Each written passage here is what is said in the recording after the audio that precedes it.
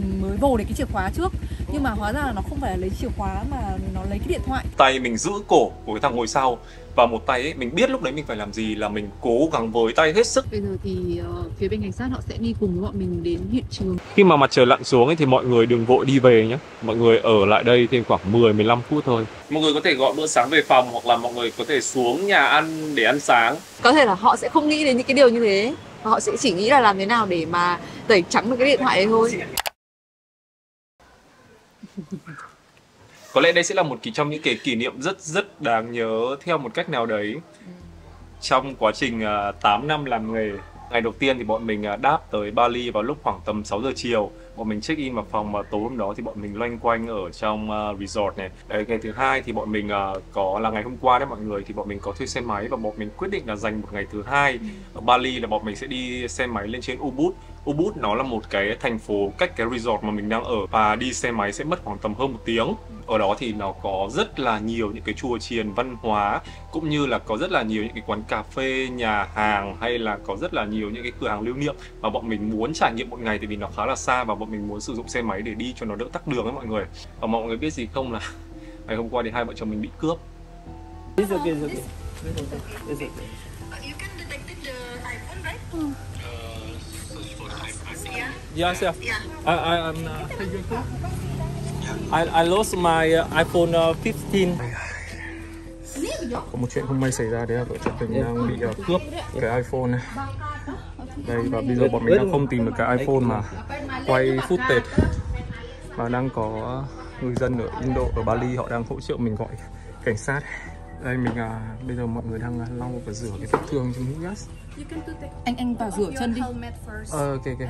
Khi mà cái ngày đầu tiên bọn mình đến đây thì bố Kiên có nói với mình là anh cảm giác đây là một cái vlog mà sẽ rất là hay, sẽ rất là chill, bởi vì là Bali để cho bọn mình cái ấn tượng ban đầu nó thực sự là bọn mình cảm thấy mọi thứ nó đều rất là mượt mà. Khi mà bọn mình đến Bali thì bọn mình cũng có xem những cái cảnh báo, tuy nhiên là những cái cảnh báo về kiểu cướp giật hoặc là kiểu những cái bạo lực ấy thì mình thấy là cũng không bị nặng nề lắm. Tất nhiên là mình nghĩ rằng ở đâu cũng sẽ có người này người kia, cũng sẽ có bất cứ chuyện gì có thể xảy ra, nhưng mà bọn mình nghĩ đơn giản là ở đấy nó là cái khu vực mà rất nhiều đền chùa chiền, mà đặc biệt là người Bali họ sẽ theo cái đạo Hindu, họ sẽ rất là tin vào luật nhân quả, karma các thứ. Và bản thân người dân ở đây họ cũng nói bọn mình rằng là chuyện này chưa bao giờ xảy ra cả. Đến khi mà sau sự việc xảy ra họ còn nói lại với bọn mình là bởi vì họ rất tin vào những cái tín ngưỡng đó, cho nên là họ sẽ rất là lo sợ khi mà họ làm cái điều gì xấu. Bọn mình có search ở trên map ấy, thì bọn mình thấy là khu vực đấy thì nó cũng không phải là khu vực vắng vẻ, nó vẫn là một khu vực mà có nhiều khách du lịch đến ở và có đi tham quan ở đấy. Và bọn mình quyết định là bọn mình muốn đi qua, tại vì là cái xu hướng của bọn mình là bọn mình muốn kiểu như là vừa đi vừa khám phá ấy. Đến cái khúc cua đấy thì bố Kiên mới nói với cả mình là ở đây đang vắng này, mình xuống mình chụp một cái ảnh đi. Ok, thế là lúc đấy thì bọn mình có dừng xe máy. Cái xe máy này là của bên resort họ có thuê cho chúng mình. Thường là tất cả những cái khách mà người ta thuê xe máy thì đều sẽ có cái tripod đấy, giống như các anh Grab hay là các anh GrabBuy ấy, gắn ở trước và nó bằng sắt mọi người ạ, rất là chắc chắn. Và mình có cài cái điện thoại iPhone 12 của mình có bọn mình có 3 cái điện thoại nhá, nói cho mọi người dễ tưởng tượng là bọn mình có 3 cái điện thoại, 2 cái iPhone 12 và một cái iPhone 15. Thì mình cài cái điện thoại iPhone 12 của mình ở cái tripod đấy, để trong quá trình mà mình lái xe máy 40-40 cây là mình sẽ nhìn vào cái bản đồ đấy để mình đi. Thì lúc đó thì hai vợ chồng mình dừng xe lại và mẹ Loan đứng cạnh cái xe máy đó, để mình cách mẹ Loan khoảng tầm chỉ khoảng 10 bước chân thôi, và mình cầm trên tay cái iPhone 15. iPhone 15 là một cái máy mà vợ chồng mình dùng chuyên để quay chụp, chứ không có sử dụng cho mục đích là liên lạc hay là làm gì cả. Nó như là một cái camera đơn thuần để bọn mình quay chụp lại các thứ thôi. Quay lại cái chỗ mà lúc bọn mình bị cướp. Tại cái thời điểm đấy thì bọn mình để xe máy ở đây, và lúc đấy thì bố Kiên đang có đi. Anh bị rát, bị đau hết cái phần mông rồi. Tại thời điểm đó thì bọn mình có để xe máy ở đây, và lúc đấy thì bố Kiên đang ở chỗ đằng cầu kia. Thì lúc đó ấy, bọn mình đang đứng ở đây, kiểu bọn mình muốn chụp cái ngôi đền này, và lúc đấy cũng rất là vắng người thôi. Đi ra chỗ bố đang đứng để vợ xem là ở cái góc đấy nó ok chưa. Thì khi mà mình vừa mới bước ra khoảng cách xe máy khoảng 1-2 bước chân ấy, thì mình nghe thấy tiếng xe máy khác tiến đến. Xe máy đấy nó dừng khựng lại ở trước xe máy mình, và cái chỗ đấy nó lại là chính cái lối để đi lên đền. Cho nên là bản thân vợ lúc đấy là vợ nghĩ rằng là người ta cũng có thể là đến đền để mà đi lễ hay gì đó. Xong đấy giây phút thứ hai thì mình thấy cái tên đằng sau nó leo xuống xe. thì mọi người hình dung ra không? Mình nhìn thấy cái cảnh đấy là mình đã có một chút Biết gì chắc đấy chắn mình rồi. chắc ẩn ở trong lòng là có vấn đề gì đấy không, bởi vì là nó đỗ ngay trước đầu xe máy của mình. Thế là mình mới phi lại xe luôn và mình nắm đến hai cái tay lái. Cái tên đằng sau nó nhảy xuống và nó rút luôn cái điện thoại cái ở trên cái tripod ở trên xe. Khi mà bị cướp như thế thì mình đã chạy theo luôn tên cướp, hai tên cướp, và bố Kiên có chạy ra và tóm lấy hai tên cướp, nhưng mà lần đấy mình bị trượt. Sau khi mà nó lấy được cái điện thoại, nó bẻ luôn cả cái tripod rồi mọi người ạ. Cái điện thoại vẫn còn mắc ở trong cái tripod bằng sắt nhá, nhưng mà nó kiểu nó bẻ luôn cái tripod mà gắn ở trên cái gương xe máy. Xong rồi nó chạy xe máy về phía mình. Thì lúc đấy là mình đang ở phía đối diện này, thì ở bên này thì người ta lái xe bên trái, mình cũng đang ở bên trái đấy, thì nó đâm vào mình. Nó đâm vào mình xong thì lúc đấy là lần đầu tiên là vồ trượt, xong rồi nó lạng sang bên phải là ngược chiều. Thì lúc đấy mình mới nhảy lên là mình ôm và mình vít được cái thằng ngồi đằng sau xuống. Mình ghi chặt nó vào cổ như này này, mình vít nó xuống. Thì khi mà mình vít nó xuống thì cái xe máy của cướp là nó đổ sang bên phía tay phải. Bên tay phải là cái bên phía tay ga ấy mọi người ạ. Và cái thằng ngồi trước thì nó cứ cố gắng luôn, mặc dù xe đổ rồi nhưng mà nó cứ cố gắng là nó vít ga để mà chúng nó chạy. Sau đó thì mình bị cái xe máy đè lên này, bị hai thằng này đè lên này. Và cái chân của mình ở lòng bên trong này là bị cái bô xe máy nó dí vào. Nhưng mà lúc đấy là kiểu thực sự không nghĩ gì đâu, chỉ biết là chặn chúng nó lại thôi. Thì mình vòng qua cổ của cái thằng ngồi sau, thứ hai là mình ghi chặt cổ này của nó. Xong rồi mình nhớ là mình ghi chặt, thằng kia cứ ghi như thế này, nó cứ dùm nó tiến được thôi nhưng mà nó không đi được, tại vì là mình cũng ghi cái xe gần như nằm ngang nó đổ, và mình cũng ghi cả cái xe xuống nữa. Thế là cái phía chân bên ngoài này của mình là mình bị lê ở trên đường khoảng một chút, lê trên mặt đường, cứ dê cái chân mình của trên bên cái chân của mình ở trên đường. Họ rút rất là nhanh luôn, sau đó nó phóng thì mình mới có hô lên để bố Kiên, thì chồng mình từ đằng kia quay chặn đầu nó, và hai đứa mình có kiểu xô xát với họ, bọn nó ấy, kiểu đè ra ấy. Sau đấy thì mình một tay mình giữ cổ của cái thằng ngồi sau, và một tay ấy mình biết lúc đấy mình phải làm gì, là mình cố gắng với tay hết sức và mình tắt được cái xe máy của chúng nó đi. Nhưng mà mọi người hiểu ấy, là cái xe máy này nó lại là cái xe máy mà nó không có chìa khóa. Nó là dùng cái xe máy bây giờ là cái xe máy có chip ấy mọi người, và chìa khóa đút ở trong người, và kiểu chỉ cần mở cái lẫy đấy thôi. Mình tắt được xe của chúng nó đi rồi nhá, tắt hẳn máy xe của chúng nó đi rồi. Xong rồi khi mà mình ghi thằng đằng sau như thế này, mà mình nhớ là mình đấm một phát vào ngực thằng đằng sau này, thì nó cũng có kiểu hơi ho một tí. Lúc này thì mẹ Loan đang ở phía bên ngoài và mẹ Loan giữ được tay của thằng đằng trước. Vợ kiểu cố gắng vợ ghi cái tay của cái thằng lái xe ở phía trên. Thế là mình hét lên là vợ không thấy cái chìa khóa đâu cả. Thì lúc đấy là bố Kiên mới với lên, bố Kiên tắt cái xe máy đi, nhưng mà tại vì là cái xe đấy nó là dạng chip ý, cho nên là nó chỉ cần bật lại thôi là nó vẫn có thể khởi động được.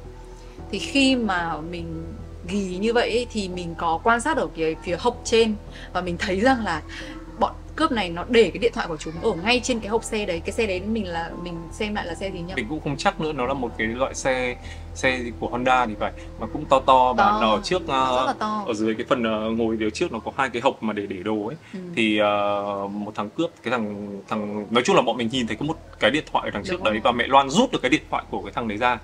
Mẹ Loan rút được cái điện thoại của thằng đấy ra xong, và ở bên sau thì mình ghi cả cái xe máy và ghi được hai thằng này xuống. Đặc biệt là thằng đằng sau là mình ghi được hẳn xuống, mình đè nó được xuống luôn ấy. Nói chung lúc đấy Thế đang trong một cái tư thế rất là chủ động, một cái tư thế rất là chủ động, và hai vợ chồng mình lúc đấy là có thể nắm được hoàn toàn kiểu như là thế chủ động luôn. Mình đè được cả cái xe máy với cả ghi được cả hai thằng kia xuống luôn. Thì lúc đó thì cái thằng ngồi trước nó mới cầm cái điện thoại 12 của mình mà vẫn còn nguyên cái tripod ấy, nó vứt ra đường. Khi mà mình thấy nó vứt vái thì là mình nghĩ là mọi thứ đã xong rồi. Mình thi lúc mình buông nó ra, tại vì thực sự là lúc đấy là mình cũng rất là sợ một cái là chẳng may mà chúng nó quẫn quá, chúng nó có dao hay là có cái gì trong người phát mà chúng nó xiên cho mình một cái, là lúc đấy thì vấn đề nó sẽ phức tạp hơn rất là nhiều. Mà khi mà mình thấy nó vứt cái điện thoại ra rồi, cộng với việc là mẹ heo đã lấy được cái điện thoại của nó rồi, là bọn mình là nghĩ là mọi thứ xong là bọn mình chủ động bọn mình tách ra luôn, và chúng nó phóng vụt đi mất. Nó phóng đi mất thì lúc đấy thì mình cứ nghĩ là ok, mọi thứ đã xong rồi, nó bẻ được của mình cái điện thoại 12 ở trên xe thì mình đang cầm đây rồi. Đấy, còn mẹ Loan thì đã lấy được cái điện thoại của nó. Thế là lúc này mình mới sờ vào túi thì mình mới đang bảo là thế còn cái điện thoại iPhone 15 của mình đâu, là cái mà mình định để quay chụp ấy, thì mình không thấy cái điện 15 của mình đâu cả. Thì lúc đấy mình mới bảo là trời ơi, thế là bị mất cái 15 rồi. Có nghĩa là tìm trong túi không thấy, tìm ở trên đường không thấy, Đấy, sau này mình bảo là không biết là lúc đấy hỗn loạn thì cái 15 nó như thế nào, không biết là mình cầm và mình kiểu có văng ra ngoài, lúc đấy văng ra bên ngoài cái cầu không, ở dưới cái cầu bọn mình chụp ảnh ở trên một cái cầu nhỏ và ở dưới nó có một cái kiểu dòng nước nhỏ ấy, không biết có bị rơi xuống dưới hay không. Cái lúc đấy không biết tại sao ở cái khung đường đấy nó không có ai cả, và chỉ có đúng một bà già, mà bà ấy rất là già rồi. Có một một bác trung niên bác đi qua nữa, đi xe máy có một bác trung niên bác đi qua nữa, và anh nhìn bác ấy và anh nói là help me, nhưng mà kiểu chắc người ta cũng sợ ấy, tại vì người ta cũng chưa hiểu là kiểu cướp hay là gì, hay là kiểu đơn giản chỉ là đánh nhau trên đường, mà người ta cái bác đấy bác ấy cũng để xe máy, kiểu bác đánh xe máy ra một góc và bác ấy bị né núp vào một bên luôn. Ra cũng không trách người ta được, bởi vì mình nghĩ là trong cái hoàn cảnh đấy thì thực sự người ta đang chưa biết là vấn đề gì xảy ra, với cả người ta cũng không hiểu tiếng Anh ấy. Bản thân là sau khi chúng nó đi rồi thì mình mới bắt đầu cảm thấy đau, tại vì vết bỏng bô ấy mọi người. Mình bị cháy xé mất cả một miếng thịt ở trong đùi như này, bỏng bô, xong ở ngoài thì chúng nó kéo lê ở trên đường. Đó. Nhưng mà bật mất một cái máu. Nhưng mà mình thì mình cảm thấy rất là khó chịu một cái ấy, là tại vì là ở thời điểm đấy vợ chồng mình là người hoàn toàn làm chủ được tình huống, thế mà cuối cùng vẫn để bị mất một cái điện thoại. Không, cho nên là bây giờ phút này, khi mà sau khoảng một ngày đúng một ngày đúng không? Bây giờ đúng không? Đúng một ngày đấy. Ngày luôn đấy. Tầm này hôm qua là bọn mình bị. Đúng rồi. Sau khoảng đúng một ngày thì bọn mình nghĩ rằng là cái tinh thần của bọn mình cũng ổn định lại nhiều hơn. Chứ còn thực sự là cái giây phút đấy nó rất chớp nhoáng và nó rất là hỗn loạn luôn. Cho nên là mình nghĩ rằng nếu mà có xảy ra lại một lần nữa, và để mà suy nghĩ thì mình nghĩ rằng là bọn mình cũng không nên quá là kiểu chiến đấu đến tận cùng, bởi vì mọi người biết đấy, mình đang ở nơi đất khách quê người, chỗ đoạn đấy lại còn vắng vẻ, xung quanh lại cũng không phải là có quá là nhiều thanh niên. Nếu như mà nhỡ có một cái vấn đề gì đấy xảy ra, và sau này bọn mình biết là không có một cái camera nào chĩa về khu vực đấy chẳng hạn, thì nếu như có một cái vấn đề gì đấy xảy ra chẳng hạn thì cũng rất là khó. Trong người bọn mình cũng không mang theo giấy tờ tùy thân gì cả. Cho nên là nếu mà có để nghĩ lại thì mình nghĩ rằng là mình chỉ có thể theo cái bản năng lúc đấy đến như vậy là được thôi. Chứ còn nếu như mình cố quá thì mình cũng không thể lường được là sẽ có những cái chuyện gì nó tệ hại hơn xảy ra. Mình nghĩ rằng lúc đấy bọn mình nghĩ rằng là bọn mình có khả năng lấy lại được cái điện thoại đấy thì bọn mình mới cố thôi. Nhưng mà đến cái lúc mà bọn mình mình đã lấy được cái điện thoại của tên cướp, và bố Kiên thì cũng thấy nó đã nhả cái điện thoại kia ra rồi, thì bọn mình nghĩ rằng là ok, mình chỉ đến thế thôi, chứ mình không có ý định là phải bắt bằng được để đưa lên đồn công an hay là như thế nào cả. Thế là xong rồi. Bọn mình khoảng tầm cay một cái mọi người ạ, chỉ cần khoảng tầm 5 phút sau một đoàn khách Tây người ta đi xe máy qua quả đấy, mà kiểu như là lúc mà đấy chỉ cần sớm lên thêm một tí thôi là chắc chắn là mình nghĩ là mọi người sẽ hỗ trợ mình. Nói chung là sau một lúc sau thì có dân làng xung quanh họ ra, thì đấy là gia đình của Silver là một cái bạn ấy sinh năm 98 và đã hỗ trợ bọn mình rất là nhiều. Thì gia đình của Silver có đưa vợ chồng mình vào này, xong rồi trấn an mẹ heo này, xong rồi họ rửa các thứ vết thương cho mình, sau đó họ lấy thuốc đỏ để họ bôi với những cái vết thương cho mình. Đấy, sau đó thì mình cũng nhờ nhà của Silver là alo cho công an, cho cảnh sát ở khu vực đó, và để muốn check cái camera CCTV ý, mọi người. Đấy, thì sau đó thì khi mà ở trong nhà Silver xong thì mọi người cùng bạn Silver đấy cùng với cả vợ chồng mình lên trên đồn cảnh sát. Lên trên đồn cảnh sát thì lúc này bọn mình gặp cảnh sát ở trên Bali, và hôm qua ấy, nó còn là chủ nhật mọi người ạ, cho nên là mọi người còn không làm việc cơ. Thế xong rồi lên trên đó thì có cái đồn cảnh sát xa chứ. Cách chỗ đấy cũng phải 10 cây. Thế là lên trên đó xong rồi có công an trực, xong rồi họ cũng vẫn lấy lời khai mọi thứ, thông tin của mình, địa chỉ của mình, tường trình các thứ lại, vẫn phải lấy lời khai, vẫn phải làm báo cáo. Sau khi mà làm báo cáo xong khoảng 1-2 tiếng sau, không phải 2-3 tiếng sau đấy, thì lúc đấy mới quay trở lại cái địa điểm mà bọn mình bị cướp. Bây giờ thì phía bên cảnh sát họ sẽ đi cùng với bọn mình đến hiện trường để mà xem lại được, mong là sẽ xem lại được cái CCTV tại cái điểm đấy.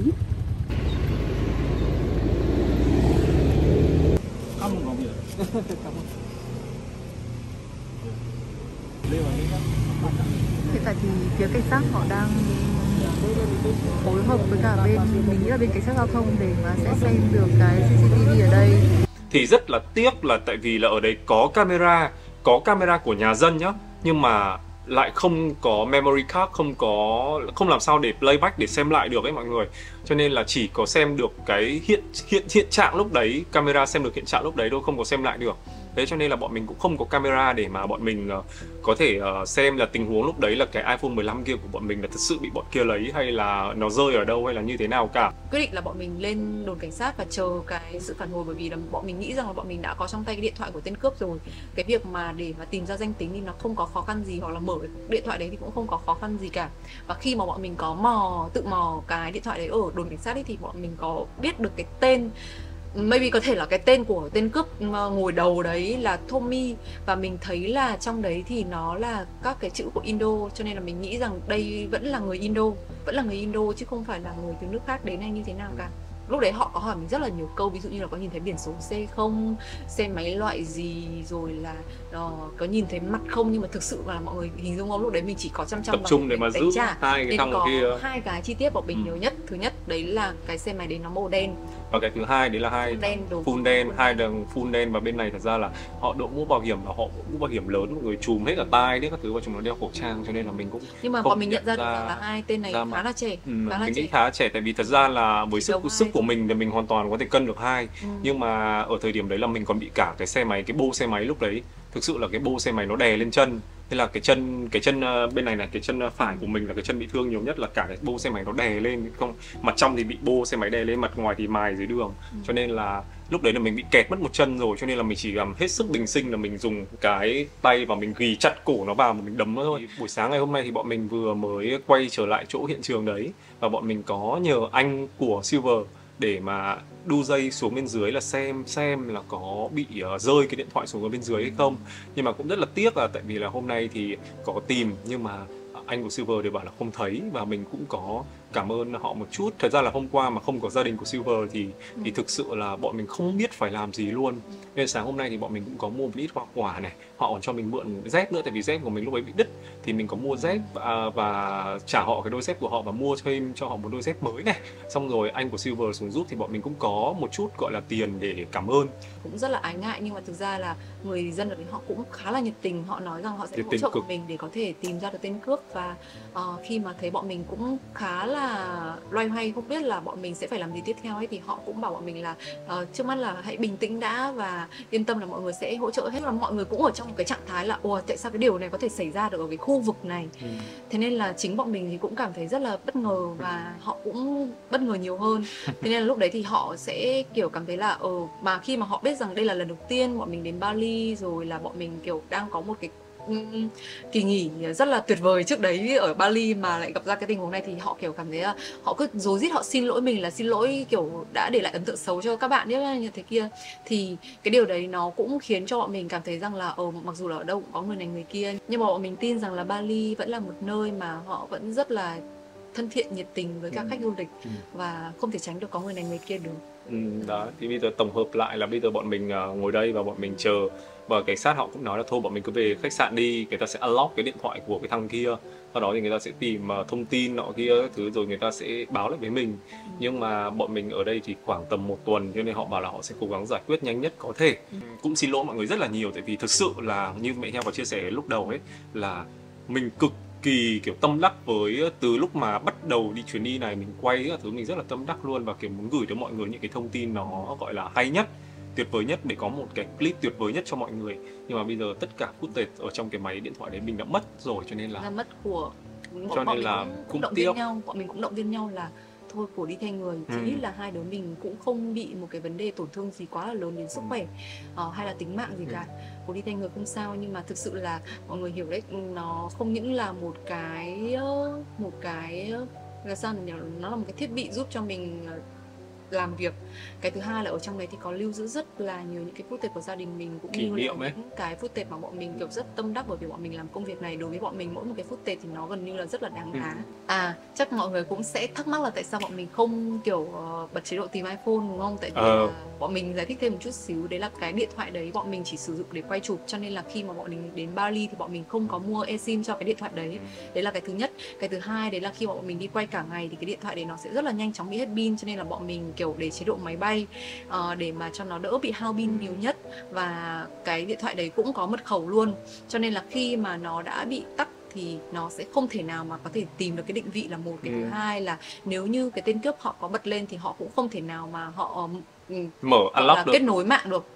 không thể mở được mật khẩu và Mật kết khẩu. nối mạng được, cho nên là cái khả năng để mà tìm được định vị của cái iPhone đấy là gần như là không. Những cái dữ liệu ở trong cái điện thoại đấy thì nó lại không có iCloud mọi người ạ. Tại vì là mình mua một cái điện thoại mới thì mình quay chụp vào để nó lưu trong cái điện thoại. Khi mà mình AirDrop hay là mình bắn vào máy tính thì nó không phải download từ iCloud về, cho nên là mình cũng không có xài iCloud cái máy đấy.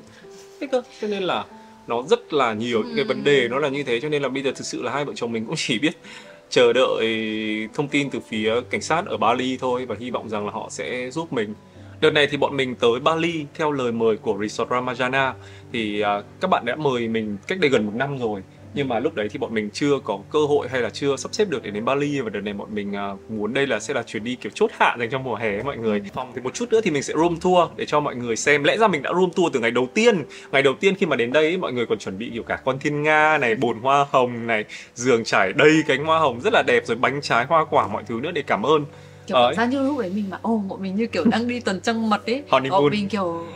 Bọn mình kiểu nói chung là bọn mình thấy rất là thích. Thế xong đấy rồi mọi người cũng hỗ trợ bọn mình rất là nhiệt tình. Chỉ có Jacob là ở bên resort thì bọn mình có biết và có biết bọn mình là ai. Thì lúc đấy bọn mình có gọi và Jacob cũng hỗ trợ bọn mình rất là nhiệt tình. Và thực sự là tất cả những cái điều đấy nó đã gọi là một phần nào để cứu bọn mình lại được cái thu hút đang bị kiểu down mood rất là kinh khủng khiếp. Clip này thì gia đình của Silver cũng có thể xem được, bởi vì là sau khi gia đình của Silver với cả các anh cảnh sát ở Ubud ấy. Lúc đấy mọi người có hỏi bọn mình là công việc là gì, bọn mình đến Bali để làm gì, thì bọn mình cũng nói là kiểu như là tại sao bọn mình lại đang quay chụp như thế các thứ. Thì nói chung ngồi nói chuyện một lúc ra thì bọn mình cũng cho mọi người xem là bọn mình là một YouTuber đến từ Việt Nam đến đây theo lời mời của resort để quay chụp các thứ, và mọi người cũng xem kênh YouTube của bọn mình và cũng có follow luôn. Nên là mình cũng mong rằng là qua cái đoạn video này thì có thể gửi lời cảm ơn chân thành nhất đến gia đình của Silver cũng như là các anh cảnh sát và cả Jacob nữa. Đã hỗ trợ bọn mình rất là nhiều, và bọn mình hy vọng rằng là trong những ngày tới thì bọn mình sẽ có nhận được thông tin tốt từ cảnh sát và cái máy đấy nó có thể về với cả vợ chồng mình nguyên vẹn. Hy vọng. Mình thì mình nghĩ là việc gì đi việc đấy, công việc là công việc, và mình vẫn muốn gửi tới mọi người những thông tin chi tiết nhất. Cho nên là mình sẽ cố gắng tổng hợp tất cả những cái video mà mình còn sót lại để có thể khái quát cho mọi người được thêm nhiều thông tin hơn. Thì từ thành phố Hồ Chí Minh bọn mình bay tới đảo Bali thì bọn mình sẽ bay của Vietjet Air, và thời gian bay nó rơi vào khoảng tầm là 3 tiếng 30 phút đến thành phố Denpasar và cụ thể là sân bay Ngurah Rai. Để nhập cảnh Bali dễ dàng và thuận tiện hơn thì có hai việc mà mọi người bắt buộc phải làm và mọi người nên làm trước khi mọi người bay sang bên Bali. Việc đầu tiên đấy là mọi người phải đóng thuế du lịch. Cái thuế du lịch này nó sẽ có giá trị là 10 đô la Mỹ một người, và mọi người chỉ cần vào link này đóng thuế, và khi mà đóng xong thì nó sẽ hiện ra một cái QR code giống như là màn hình đây. Việc thứ hai còn quan trọng hơn cả việc thứ nhất, đấy là mọi người phải khai báo online arrival card. Đây sẽ là một cái bước bắt buộc để mọi người có thể nhập cảnh được Bali sau khi mà người ta đã đóng dấu vào hộ chiếu cũng như là mọi người lên hành lý. Thì mọi người sẽ show cái mã QR code này ra, người ta sẽ scan nó và mọi người có thể đi qua được cái cửa hải quan nhé. Link đóng thuế và khai arrival card thì mình sẽ chèn bên dưới phần mô tả để cho bạn nào cần ha. Sau đó thì mình đổi luôn tiền Indo ở sân bay từ đô la Mỹ mà mình đã đổi ở Việt Nam. Mặc dù đổi ở sân bay thì tỷ giá nó hơi cao một chút, nhưng mình sẽ hạn chế đổi ở ngoài nhất có thể, và lý do tại sao thì ở sau đoạn vlog này thì mình có nói nhé. Từ sân bay về khách sạn mình ở thì đi mất khoảng tầm 30 phút, và mình khuyên chân thành là mọi người nên thuê khách sạn ở thành phố Denpasar đi lại cho nó thuận tiện, chứ mọi người thuê ở những cái thành phố khác trên đảo Bali đường siêu tắc luôn và đi cực kỳ là mệt mỏi. Cho nên là mọi người nhớ thuê khách sạn và resort ở thành phố Denpasar nhé. Khi mà bọn mình tới Ramajana thì họ đã set up cho bọn mình một phòng rất là cầu kỳ, kiểu có bánh này, nước, hoa quả, chào mừng nọ kia các thứ nữa. Bên cạnh đấy thì người ta cũng set up kiểu 2 con thiên nga trên cánh hoa hồng hình trái tim ở trên giường ấy. Rồi bồn tắm cũng được trải đầy hoa hồng luôn, trông rất là cầu kỳ, và người ta đón tiếp mình rất là chu đáo. Thì sau khi mà bọn mình check in mọi thứ xong xuôi thì hai vợ chồng mình đi spa. Bọn mình đi spa khoảng tầm gần 2 tiếng đồng hồ, rồi massage chân nọ kia các thứ, rồi bọn mình ăn tối. Trước một cái biến nó xảy ra ấy thì mọi thứ nó rất là thư thái và kiểu dễ chịu luôn.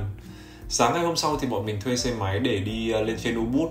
Thì từ resort lên trên Ubud mất khoảng tầm hơn 1 tiếng, tầm khoảng 1 tiếng rưỡi đấy. Đây là lúc mà bắt đầu đi này, vui vẻ, hào hứng, YOLO như thế này. Xong rồi đâu biết là sau đấy có một cái biến rất là lớn đang chờ mình.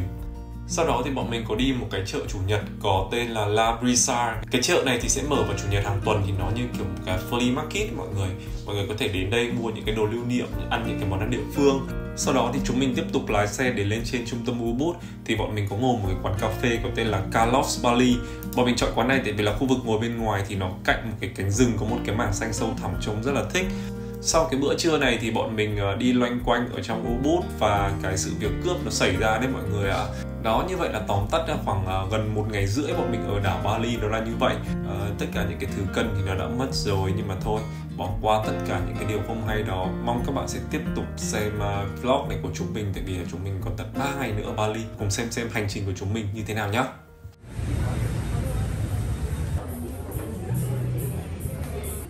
Buổi trưa ngày hôm nay thì bọn mình ăn một nhà hàng ở gần khách sạn. Đây, gần khách sạn thì có rất là nhiều hàng quán. Bọn mình thử cái quán này buổi tối ngồi ngoài này nhìn chill á. Mình có gọi một phần cơm và gà rán của Indo tên là Ayam Goreng, ăn với cả nước tương, với cả hành sống, với cả tương ớt. Còn mẹ Loan thì ăn cái này là của mẹ cũng là gà mà đúng không? Của mẹ là Mr. Chang Chicken Sauce. Hầu như tất cả mọi này mà bên này mọi người thì những cái món ăn hầu như là gà rất là nhiều. 2-3 hôm nay bọn mình ăn hầu như tất cả đều là thịt gà hết. Sự việc hôm qua ấy, mình đang bị sái tay trái. Mà mọi người biết đấy, mình là một người thuận tay trái, cho nên mình phải dùng ăn tay phải. Nhưng mà khi mà đến Indo, ăn tất cả những cái đồ ăn của họ thì phải ăn bằng tay phải, đúng không mẹ? Tức là nếu mà theo đạo Hindu và theo như người Ấn, bởi vì ở Indo thì họ cũng sẽ theo đạo Hindu và ảnh hưởng văn hóa của Ấn Độ giáo rất là nhiều, thì như mình có nhớ ấy, thì là họ sẽ ăn bằng tay phải, và nếu mà ăn thì chỉ ăn bằng tay phải thôi. Đấy là một cách mà họ kiểu tôn trọng đồ ăn, bởi vì họ tin rằng là đồ ăn là những cái thực phẩm mà do thần linh ban tặng đấy, cho nên là sẽ ăn bằng tay phải, tỏ lòng kiểu biết ơn và kính trọng. Hợp lý quá. Tay trái hôm qua bắt cướp sái rồi. Trong phòng thì đầu tiên là sẽ có một cái giường king rất là lớn ở đây. Đấy, có cái giường này thì dành cho 2 đến 3 người thì đều ok ha. Ở bên này thì sẽ là một cái ghế lớn, một cái ghế sofa lớn. Ở bên này thì sẽ có một cái bàn làm việc. Mình rất là thích là ở đây thì ngoài 2 cái chai nước này ra, nhưng mà bọn mình không có mở. Bọn mình không có mở tại vì ở đây đã có máy lọc nước rồi.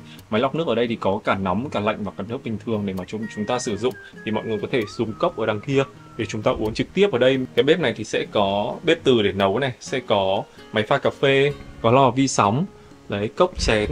Và ở như bên trong này ấy, thì sẽ có luôn cả dao, dĩa, thìa và có cả bát đũa. Nếu mà gia đình nào đi mà có con nhỏ thì mình sẽ thấy rất là hợp lý. Đây là một vài những cái loại hoa quả hôm trước này, thì họ có một cái giấy chào mừng ở đây, chào mừng gia đình mình đến đây. Có một cái nữa cũng rất là hay, đấy là ở đây thì sẽ có một cái tủ lạnh lớn, một cái tủ lạnh rất là lớn. Bọn mình đang để sữa chua ở bên trong này. Trong toilet này thì sẽ có bồn tắm ở giữa này, có 2 phòng tắm, một phòng tắm đứng và một phòng vệ sinh, khu rửa mặt này. Rồi bọn mình đang để đồ các thứ ra đây, rồi có két, rồi có chỗ treo quần áo. Mình đang để vali, nói chung là rất là rộng rãi và xinh xắn luôn mọi người ạ. Em Sóc vẫn đang ở đằng kia ấy à? Vẫn đang tung tăng kìa. Nói chung là rất là chill luôn. Quan trọng là bọn mình thấy là giá phòng đây rất hợp lý về cả địa điểm lẫn cả cái không gian phòng. Thì nó chỉ rơi vào đâu đấy khoảng độ tầm 3 triệu thôi, 3 triệu tiền Việt Nam đồng. Và nói chung là với tất cả những cái chi phí này thì ví dụ như là bữa sáng miễn phí các thứ thì bọn mình thấy nó rất là hợp lý để mà mọi người có thể đưa gia đình hoặc là mọi người đi với cả vợ chồng các thứ đến đây. Mọi thứ rất là tiện nghi nên mọi người có thể tham khảo nhé. Ngoài ban công này thì sẽ có một cái ghế sofa rất là lớn để chúng ta có thể ngồi chill. Và cái phòng này của bọn mình ấy là nhìn xuống dưới bể bơi và có cái đường cây ở dưới bên này, trông nó rất là mát mắt và rất là dễ chịu luôn. Phía ngay ở bên ngoài thôi thì sẽ là cái đường phố khá là trung tâm, nhiều hàng quán, nhiều dịch vụ nhưng mà nó không hề bị tiếng xe cộ. Và thêm một cái nữa đấy là thẳng cái đường này là đường đi ra biển. Chiều nay bọn mình sẽ dẫn mọi người ra biển.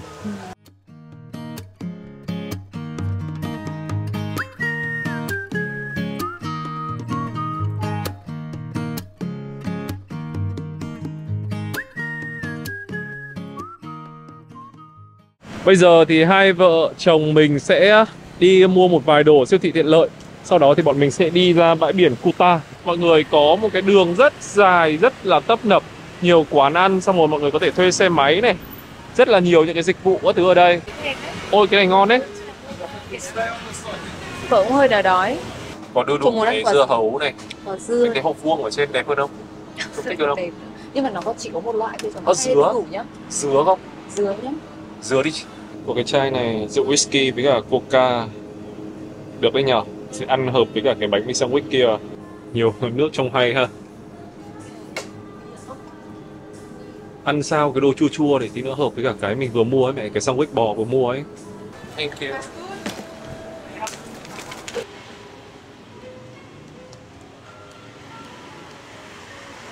Hôm trước bọn mình mới quay con chó béo này xong trông rất là yêu. Ôi, nó có một nắm hạt ở bên cạnh này. Bảo sao trông béo vậy? Anh này còn đang ngủ ngồi.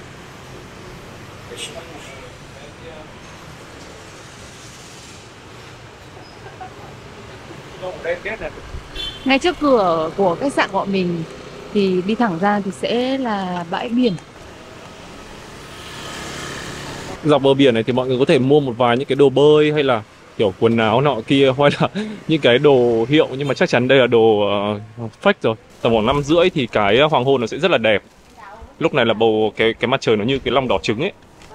Cái bãi biển Kuta này thì nó nằm ở khu vực Tebasa, cho nên là mọi người có thể tham khảo nhá. Ở đây thì mình thấy là ví dụ từ khách sạn này, resort này, hay là đường ra bờ biển này, mọi thứ nó rất là thuận tiện luôn.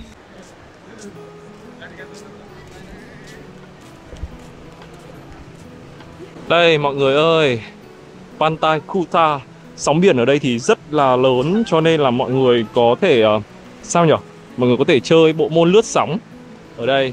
Ra đây thì mọi người có thể tìm một chỗ để mà mọi mình ngồi picnic rồi ngắm hoàng hôn. Bãi biển này nó sẽ giống như các bãi biển ở Việt Nam mình, ví dụ như là ở Nha Trang, ở Đà Nẵng hay là ở Vũng Tàu. Nó không phải là một cái bãi biển riêng của resort, cho nên là ở đây nó rất là đông vui, với cả nó có nhiều những cái dịch vụ. Mọi người có thể nhìn thấy đằng kia có rất là nhiều ô, xong rồi ghế nhựa các thứ ngồi nghỉ.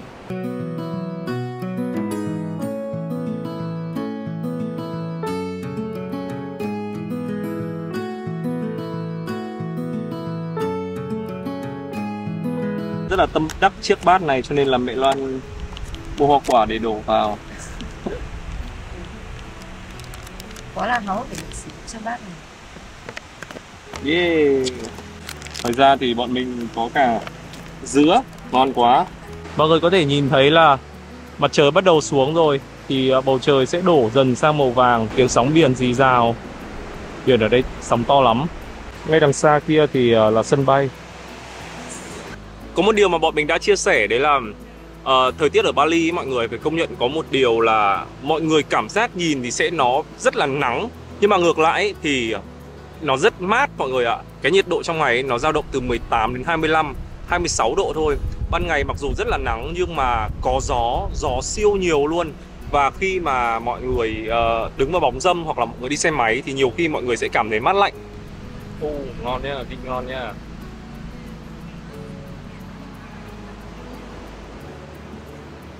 Bò mềm không mẹ?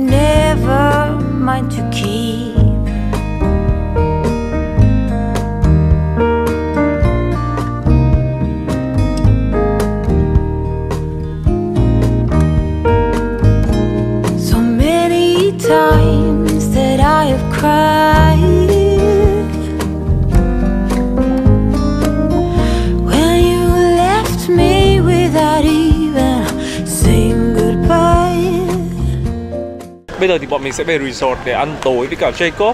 Jacob sau một ngày hôm qua mà bọn mình loay hoay với công an với các thứ thì bạn ấy tối nay rủ bọn mình đi ăn. Sau khi mà bọn mình ở biển xong thì bây giờ bọn mình đang ngồi ăn ở một nhà hàng Ý.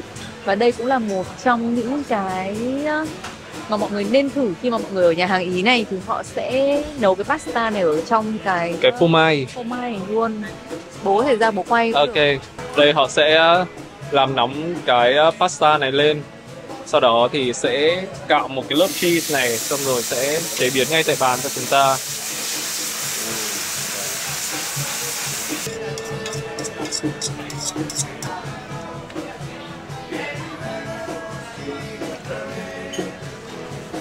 Rất là hấp dẫn luôn mọi người ạ, thơm cực. Rồi, mời mọi người ăn tối cùng với cả vợ chồng mình nha.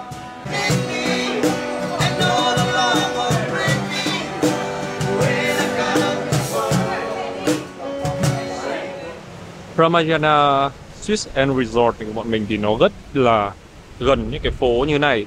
Cho nên là nếu mà mọi người tới đây thì mọi người có thể là vừa nghỉ dưỡng, mà nếu mà mọi người muốn ra ngoài chơi có nhiều cái dịch vụ ấy thì ở đây rất là tiện mọi người nhá.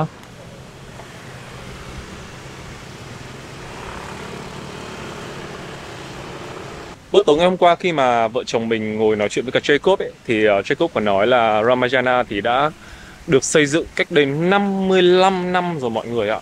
Và vào năm 2019 trước khi Covid thì ở đây sửa lại toàn bộ, có những cái phòng ốc như thế này. Còn resort này đã tồn tại được 55 năm rồi, rất là lâu rồi. Và sáng ngày hôm nay đây thì bọn mình sẽ sử dụng bữa sáng tại phòng để ăn cùng với cả mấy con sóc. Và chỗ này thì nó rất là chill ấy.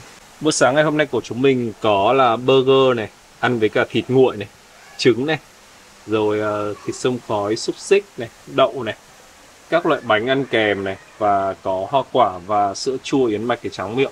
Bọn mình thích sữa chua yến mạch ấy, cho nên là bọn mình có gọi riêng cái phần sữa chua yến mạch, ngũ cốc các thứ này ra để bọn mình ăn sáng.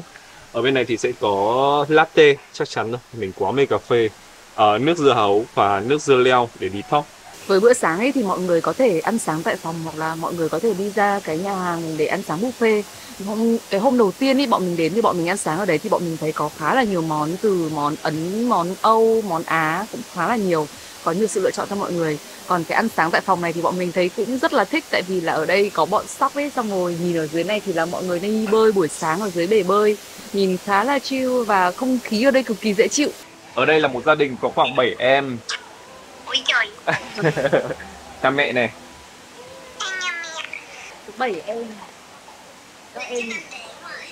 Thế hả? Con đếm vào đâu? Con đéo ở trên điện thoại, bà bố mẹ update mà. Xem các em đâu.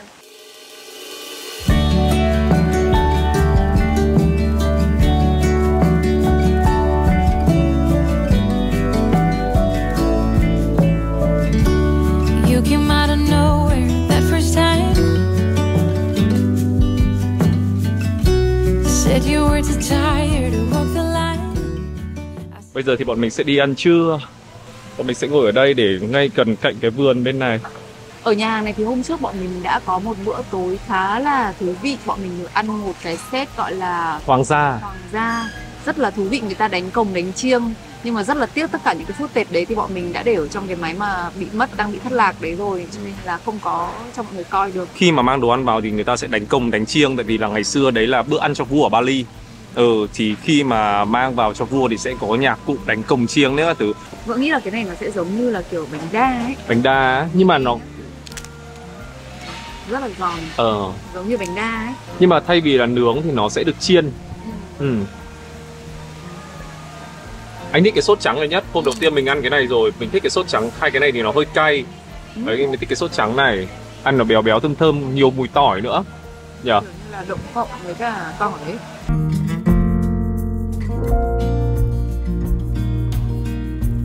Cái set này thì người ta gọi đây là Zimpalan. Mình không biết là bọn mình đọc có chính xác tên không, nhưng mà đây là một cái địa điểm ở Bali. Và ở đây thì mọi người sẽ nổi tiếng về cái việc như bạn ấy nói là gì, câu cá, rồi là hải sản ở cái khu vực đấy. Đấy rất là nổi tiếng. Và ở trên đĩa này thì có tôm này, có con này có phải là con ghẹ, con cua ấy, con cua nhỏ nhỏ, cua nhỏ, cá này, cá mú và mực, ngao nữa và mực. Đấy, seafood Chimbalan, ăn kèm cùng với cả cơm mọi người ạ. Đoán ở Indo ấy thì mình thấy hay ở một cái đấy là thứ nhất là có rất là nhiều cái loại nước chấm gia vị để ăn kèm. Cái thứ hai đấy là cái cơm của họ lúc nào họ cũng cho thêm hành khô vào ấy. Mình thì rất thích cái điều đấy. Nên bây giờ bọn mình sẽ ăn thử nhá. Tôm trước nha. Đánh bóc được. Tôi đang quay video để anh bóc cho. Tôi đang quay video. Không, nhờ công bằng bình thường mà nói thì ăn tôm, mỗi lần ăn tôm là Bố Kiên rất hay bóc cho mình. Thôi đấy, để cho anh thể hiện tí. Ở bên này thì hầu như là mình thấy các loại sốt ấy, thì hầu như là sốt nào nó cũng sẽ có riềng và có sả, đặc biệt là sả mọi người ạ. Hầu như trong món nào cũng có sả.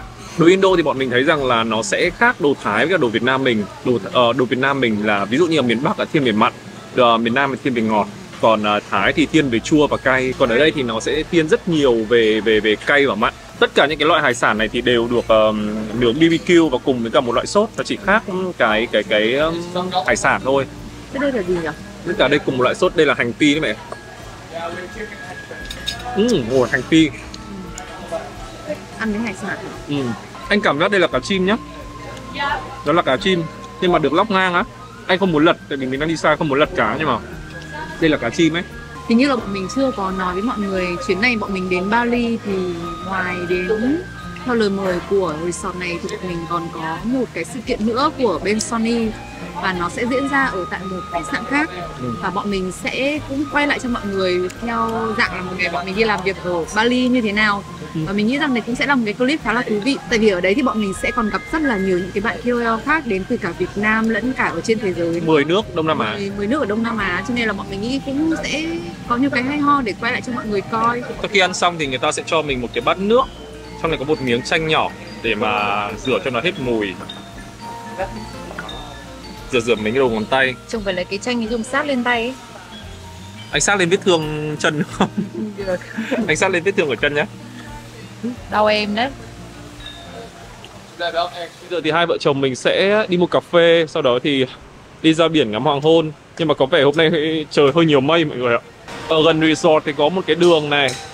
Trong cái đường này thì có rất là nhiều quán ăn, với cả nhiều cái để mọi người có thể mua sắm nếu mà chẳng may mọi người cần một cái gì đó. Có một điều mọi người nên chú ý, với cả mình cũng được mọi người cảnh báo nhiều ấy, đấy là khi mà mọi người đổi tiền tại trong thành phố như thế này thì mặc dù tỷ giá nó được tốt hơn sân bay, nhưng mà mọi người hãy hết sức cẩn thận với cái việc là nhiều khi người ta sẽ trả mình không đủ. Mặc dù lúc đếm bằng máy thì đủ, nhưng mà lúc mà đưa cho mình thì sẽ không đủ. Cho nên là mọi người trước khi mà lấy tiền ra khỏi cái chỗ đổi tiền thì mọi người nên đếm lại trước mặt cái người đổi tiền ha. Ôi, mua quà thì hỏi chị ở đấy có mấy cái xanh cây dứa ở dưới kìa. Tiếp mình sẽ vào đây để mua quà cho mọi người. Cũng vẫn là bãi biển Kuta thôi, nhưng mà là ở một cái vị trí khác. Trông cũng đẹp nhỉ. Em ăn kem hay là uống? Để gọi xem nhá. Mẹ Loan thì uống matcha cream frappuccino kiểu đá xay ấy mọi người. Còn mình thì uống cà phê, nhưng mà cái này là decaf để nó không có caffeine để tối nay còn ngủ. Chia sẻ cho các bạn nếu mà các bạn chưa biết thì tên của mình khi ra nước ngoài là Kevin, còn đây là Luna. No. What is your name? Big Teen. Cái gì? Big Teen. Big Teen. Thật sự là nếu mà không có cái sự việc ngày hôm qua ấy, thì có lẽ là chuyến đi này của vợ chồng mình khá là trọn vẹn. Tại vì là thú thực là phải nói công bằng thì ở đây mang lại cho bọn mình một kiểu vibe rất là dễ chịu. Từ việc là thời tiết, đặc biệt là thời tiết mọi người ạ, rất là dễ chịu luôn. Mặc dù trưa nắng hay như thế nào thì vẫn cảm giác là không bị quá nóng. Và buổi tối đi xe máy thì còn lạnh nữa, cho nên là rất là dễ chịu. Đó, nhưng mà tại vì cái sự việc ngày hôm qua khi mà nó xảy ra làm cho bọn mình hơi lấn cấn một chút. Và ngày hôm nay mặc dù đã 1 ngày rưỡi rồi nhưng mà bọn mình vẫn chưa nhận được thông tin gì từ cảnh sát cả. Mình có nhắn tin ở trên WhatsApp hỏi thì cũng chưa thấy trả lời. Lúc nãy khi mà mình ở trong spa, mình massage xong mình nhớ là ở trong cái điện thoại đấy nó còn có rất là nhiều những cái footage bọn mình quay khi mà bọn mình đang hoàn thiện nhà. Rất là tiếc luôn, khi mà mình đang hoàn thiện nhà còn rất nhiều những footage về công việc của bọn mình nữa mà chưa giải quyết xong. Xong rồi những cái hôm mà bắt đầu hoàn thiện đồ nội thất rồi là rèm này, sofa này các thứ đều bị mất hết. Kiểu cảm thấy lại càng thấy tiếc hơn ấy. Nói chung là bây giờ chỉ biết hy vọng thôi, hy vọng là cái điện thoại đấy nó có thể bằng cách nào đấy quay về bọn mình, dù lâu một tí cũng được, nhưng mà mong là nó có thể tìm thấy được. Ra ngồi lại ở bờ biển Kuta, xuống bên kia đi mẹ ơi. Trông quán này hơi lộn xộn. Bọn mình ra lại bờ biển Kuta. Hôm qua là bọn mình ngồi tít ở đằng này này, chỗ cái bức tượng này này. Nhưng mà hôm nay thì bọn mình đi ra phía đằng bên này, xong rồi ngồi mấy cái ghế nhựa thứ ở đây. Sẽ có rất là nhiều người chơi lướt sóng. Tại vì là sóng ở khu vực Kuta này thì rất là to. Và ở đây thì người ta cấm bơi nhé mọi người. Người ta cấm bơi. Không được bơi đâu, chỉ được ra để chơi lướt sóng thôi. Oh, chọn mãi cái ghế này để có cái ô vàng thì người ta cất luôn. Oh, yeah, yeah, oh. Oh. Có nói triết lý thì không nào? Nào, có nói triết lý thì không? Triết lý ơn nhỉ? Không biết nói như nào nhỉ?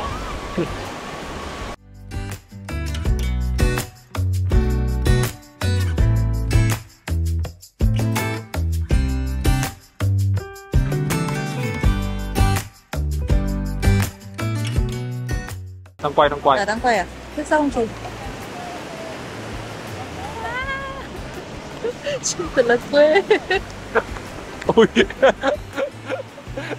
Hy vọng là khởi đầu câu chuyện của chúng mình không tốt đẹp lắm, nhưng kết thúc video này chúng mình sẽ có một kết thúc thật là rực rỡ như hoàng hôn ngày hôm nay. Cái bữa tối ngày hôm nay thì bọn mình có một cái bữa tối lãng mạn tại resort. Ở bên này là hai cái bông hoa hồng bằng cánh hoa này. Đấy, ngồi ở trong chỗ này và nhìn thẳng ra khu vực bể bơi. Ok. Ok. Một đóa hoa cài. Thế để em vào kính thôi. Không sao, em vẫn xinh. Trông như là đi hưởng tuần trăng mật với mọi người. Mà trong khi là cưới nhau đã được 10 năm, con 8-9 tuổi rồi. Trông như là hai đứa đang đi kiểu tuần trăng mật ý. Cưới nhau 10 năm trời. Nhưng mà thực sự là từ hôm bọn mình đến đây, từ kiểu setup trong phòng này, xong rồi những bữa tối lãng mạn, thì bọn mình thấy là họ muốn tạo cho mình một cái không gian kiểu lãng mạn. Mình nghĩ rằng là đây lại là một cái liều thuốc rất là cần thiết đối với những cặp vợ chồng nào mà đã cưới nhau, mà đặc biệt là cưới nhau lâu rồi, thì sẽ cần một cái liều thuốc như thế này để kiểu như làm cho một cái gia vị để giúp cho cái cuộc hôn nhân nó thêm mặn mà hơn. Thật ra là cái này cần thiết mà. Và thú thực cái này là mình không phải là do họ mời mà mình nói đâu, mà với cái chi phí như thế này mọi người, mình thấy rất là hợp lý. Mình thấy hợp lý thật. Tại vì là khi mà nhận lời mời của bất kỳ một bên nào ấy, vợ chồng mình cũng cân nhắc nhiều lắm. Đấy, ngoài cái vấn đề về địa điểm nó phải ổn này, rồi dịch vụ tốt này ra, thì ngoài ra thì giá cả thì cũng khá là hợp lý, để cho, tất nhiên là có nhiều phân khúc để cho mọi người có thể lựa chọn. Cho những follower của gia đình Cam Cam có rất là nhiều lựa chọn ở trong nhiều cái phân khúc.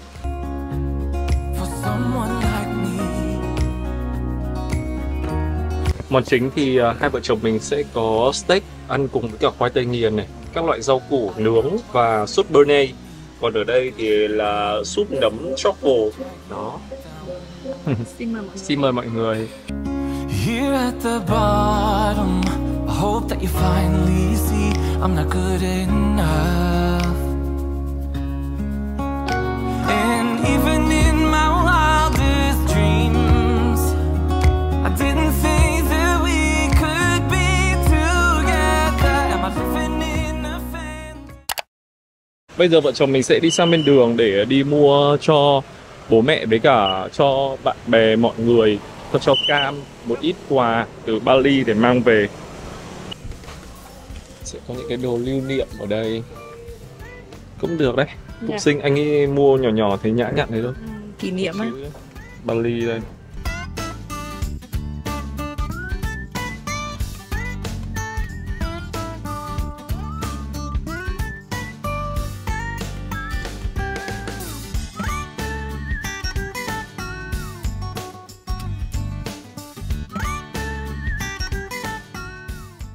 Rồi, giờ chia tay đã đến bạn ơi.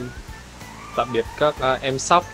Thật sự là mấy ngày hôm nay mà có cái tụi này ở đây ấy, bọn mình cảm thấy dễ chịu với cả vui hơn rất là nhiều luôn. Chữa lành. Đấy, đến giờ chia tay rồi. Hy vọng là sắp tới thì các chủ thuê mới người ta sẽ cho các em ăn. Cả một gói lạc to để đây cho tụi nó ăn. Về vụ việc chiếc điện thoại ấy, thì bây giờ bọn mình vẫn đang chờ tin ở cảnh sát thôi. Cộng với việc là bây giờ từ phía khách sạn Jacob cũng nhờ rất là nhiều người khác nữa ở Bali có thể tác động, cũng như là để hỗ trợ vợ chồng mình có thể tìm được cái điện thoại sớm nhất. Và nếu mà có thông tin gì thì bọn mình sẽ tiếp tục cập nhật với mọi người. Như đã nói mọi người ở đoạn đầu vlog này ấy, thì bọn mình sẽ không có kết thúc chuyến đi Bali tại đây. Chuyến đi này thì bọn mình có 2 công việc. Bây giờ thì bọn mình sẽ chuyển qua một resort khác để tham dự một cái sự kiện của Sony Camera bọn mình nhận được lời mời của Sony và bọn mình sẽ có 3 ngày tại một resort khác nữa ở Bali. Và chắc chắn chuyến đi đấy thì bọn mình cũng sẽ quay lại vlog để cho mọi người có thể thấy rằng là khi mà bọn mình đi làm ý, trông nó sẽ như thế nào và cái sự kiện đó nó sẽ trông như thế nào, để cho mọi người có thể biết được thêm nhiều thông tin hơn nha. Đợt này lúc mà bọn mình ở đây ấy, thì bọn mình cũng nhận thêm được một vài lời mời từ các resort khác ở tại Bali. Nhưng mà thực sự là nếu như mà cái chuyến đi này nó không bị kéo dài quá ấy, thì bọn mình cũng rất là muốn trải nghiệm, sau đấy là quay cho mọi người xem, để khi mà mọi người đến Bali thì mọi người sẽ có thể xem qua vlog bọn mình và có thêm nhiều sự lựa chọn. Tuy nhiên là tại vì chuyến đi này cũng tương đối là dài rồi, với các bọn mình cũng sẽ phải về để chuẩn bị cho Cam đi nhập học năm học mới nữa, nên là chắc là chúng mình sẽ Hẹn gặp lại nhau. Bọn mình sẽ còn quay lại Bali thêm 1-2 lần nữa để khám phá. Vì chuyến này bọn mình cũng chưa có đi được những cái điểm du lịch nổi tiếng của Bali. Ok, cảm ơn mọi người rất là nhiều vì đã xem hết đến video này nhá. Và nếu mọi người thích thì ấn like, subscribe, click vào cái chuông và tiếp tục ủng hộ gia đình Cam Cam nhá. Tạm biệt mọi người và hẹn gặp lại mọi người ở những ngày tiếp theo ở Bali. Bye bye.